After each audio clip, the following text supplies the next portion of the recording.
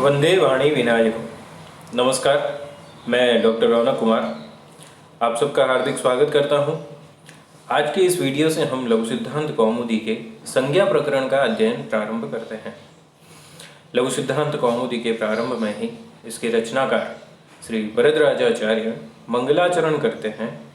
मंगलाचरण में वो देवी सरस्वती की वंदना करते हुए लिखते हैं, नत्वा सरस्वतीं देवीं शुद्धां गुण्यां करोम्यहं पाणिनीय प्रवेशाय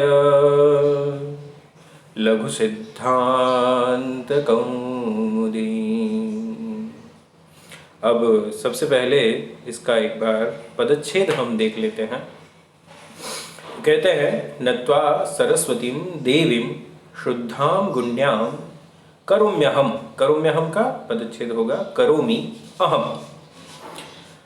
पाणिनीय प्रवेशाय लघु सिद्धांत कौमुदी। अब इस श्लोक में जो कर्ता है वो है अहम। अहम अर्थात मैं। यहाँ पर मैं कौन? वरदराजाचार्य। वो कहते हैं अहम करोमि, मैं वरदराजाचार्य करता हूँ। क्या करता हूँ? लघु सिद्धांत कौमुदी। लघु सिद्धांत कौमुदी की रचना करता हूँ। किस लिए करता हूँ? तो कहते हैं पाणिनीय प्रवेशाय।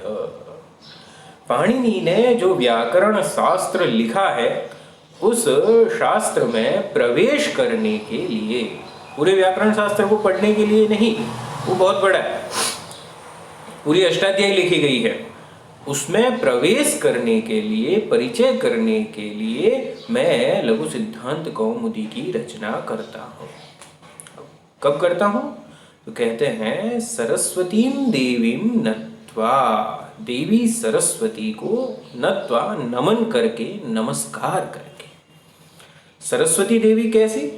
तो उनके विशेषण वो लिखते हैं शुद्धां गुण्यां, जो शुद्ध है और गुणों से युक्त है।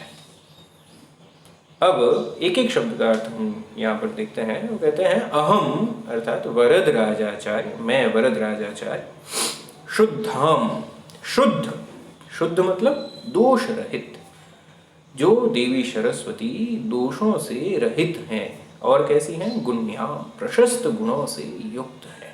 देखिए यहाँ पे इन्होंने ये जो विशेषण बताए हैं, ये हम देखिए जिस देवता की आराधना करते हैं उनके गुणों को भी हमें अपने में धारण करना होता है। तो अगर हम विद्या अध्ययन कर रहे हैं, ज्ञान को ग्रहण कर रहे हैं, तो हमें भी अपने चरित्र को शुद्ध बनाना चाहिए, दोष रहित बनाना चाहिए और अच्छे गुणों से युक्त अवश्य ही बनाना चाहिए।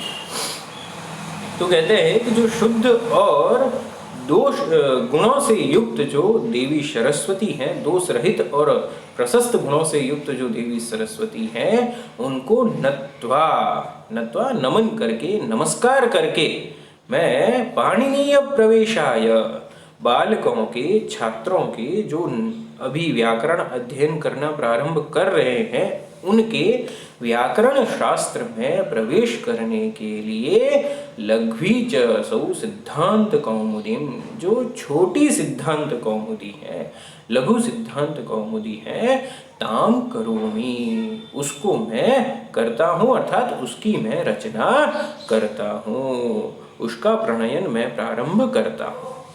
अब इस मंगलाचरण में कुछ शब्द आए हैं जिनकी व्युत्पत्ति के बारे में या जिनके अर्थ के बारे में हम एक बार चर्चा करते हैं। वो कहते हैं नत्वा। नत्वा नम धातु नमन करने के अर्थ में आती है, नमस्कार करने के अर्थ में आती है, उससे त्वा प्रत्यय करते हैं। अब नम से त्वा करते हैं, त्वा प्रत्यय जब करते हैं तो जिज्ञासा होती है कि बीच में जो म आता है ये कहाँ गया? तो अनुदात्तोपदेश वनति तनुत्यादीनाम अनुनासिक लोपो झलिंगति एक सूत्र आता है, उसके माध्यम से यहाँ पर अनुनासिक का लोप हो जाता है और नत्वा शब्द बनता है। गुण्याम, गुण्या प्रशस्ता गुणाः सन्ति अस्या इति गुण्या, ताम इति गुण्याम, यहाँ पर अन्यभ्यो भी दृश्यति वार्तिक आता है, उससे यहाँ पर यप प्रत्यय किया गया है। अब पाणिनीय प्रवेशाय, पाणिनीय शब्द हमने तो पाणिनीय सुना है, पाणिनीय तो हमने सुना नहीं, तो कहते हैं पाणिनीय कैसे बना, तो पाणिनिना प्रोक्तम इति पाणिनीयम, जो पाणिनि के द्वारा कहा गया है वो है पाणिनीय, तस्मिन् प्रवेशः इति पाणिनीय प्रवेशः, तस्मै इति पाणिनीय प्रवेशाय। अब आगे जो सबसे महत्वपूर्ण आता है लघु सिद्धांत कौमुदी शब्द की व्याख्या। लघु सिद्धांत कौमुदी ये कैसे बना, इसका क्या अर्थ है, तो कहते हैं इसकी दो तरह से होती है। तो कहते हैं कि लघ्वी च असौ सिद्धांत कौमुदी इति लघु सिद्धांत कौमुदी, जो सिद्धांत कौमुदी का लघु रूप है, छोटी सिद्धांत कौमुदी है, उसको हम लघु सिद्धांत कौमुदी कहते हैं। और दूसरा जो है वो आता है, ये भीमसेन शास्त्री जी की जो भैमी व्याख्या है उसमें उन्होंने किया है, वो कहते हैं लघवः असमग्रा, जो सारे सिद्धांत समग्र नहीं है, अर्थात पाणिनि ने तो भैया अष्टाध्यायी में लगभग 4000 के लगभग सूत्र लिखे हैं, इसमें सारे के सारे नहीं है, समग्र सारे सिद्धांत नहीं है, उसमें जो प्रमुख प्रमुख सिद्धांत हैं जिनका परिचय बालकों के लिए आवश्यक होता है वो ही इसमें दिए गए हैं, संकलित किए गए हैं। तो कहते हैं असमग्रा ये सिद्धांता तेषां कौमुदी इव इति लघु सिद्धांत कौमुदी। अब सिद्धांत क्या होते हैं, तो कहते हैं ऊहापोह कृत निश्चित विचाराः, ऊहापोह के द्वारा, तर्क वितर्क के द्वारा, वाद विवाद के द्वारा, चिंतन के द्वारा जो विचार निश्चित किए गए हैं उनको हम सिद्धांत कहते हैं। अब कौमुदी, कौमुदी शब्द का मतलब होता है चंद्रिका, चंद्रमा की जो रोशनी होती है, चांदनी, चंद्रमा का प्रकाश। अब सवाल आता है भैया कि अब कहाँ ये पढ़ने वाली चीज और कहाँ चांदनी, क्या समानता उनकी, चांदनी के समान।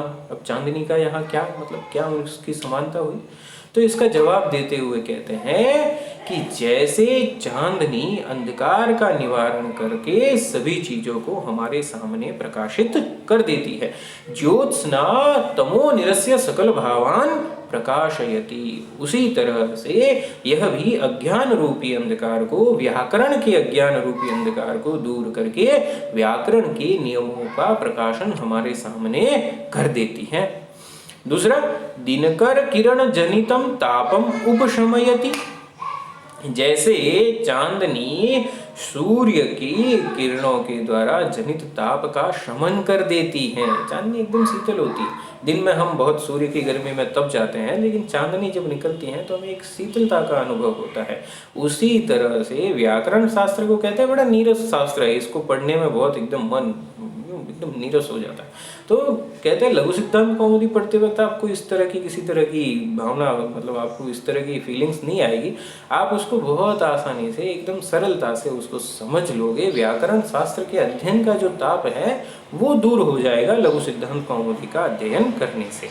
उसी तरह से यह भी अज्ञान को दूर करती है, व्याकरण के अज्ञान को दूर करती है, और महाभाष्यादि दुरूह ग्रंथ जनितम तापम उपशमय्य व्याकरण सिद्धांतान मानसे प्रकटीकरोति, जो व्याकरण शास्त्र के दुरूह ग्रंथ हैं उनके तापों का उपशमन करके व्याकरण के सिद्धांतों को हमारे मन में, पढ़ने वाले के मन में, पाठक के मन में प्रकट कर देती है, स्थापित कर देती है, उसको ज्ञान करवा देती है।